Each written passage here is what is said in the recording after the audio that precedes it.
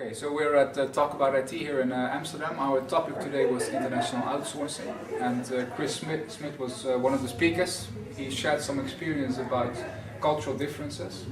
So I wondered, Chris, if somebody starts with offshoring, what are your 3 best advices to this person when he starts working with an offshore team?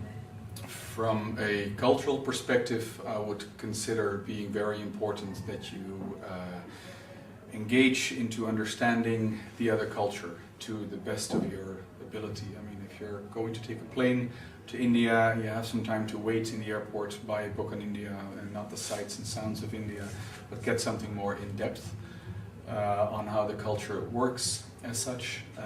That's tip number 1, which is easy.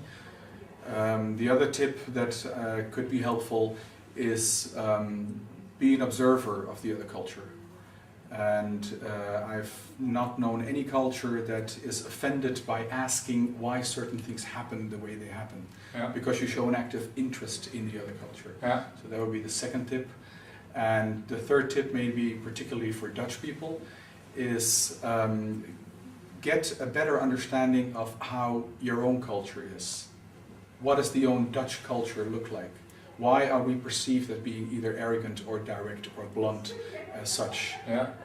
You will still fall in the trap of actually being too blunt and too arrogant and too talkative. But at least you will be aware At least of it. understand that you are like that. So maybe you can actually save yourself from falling 1 or 2 times when you're actually on your first or your second or your third or your 10th trip there. Yeah. So it sounds to me like you would advise somebody to go over there with a Untouchables book and stay there for half a year in India, reading this book and studying Indian culture, right? The Untouchables is a more particular book, Okay. which pertains more to the Dutch culture from an American standpoint.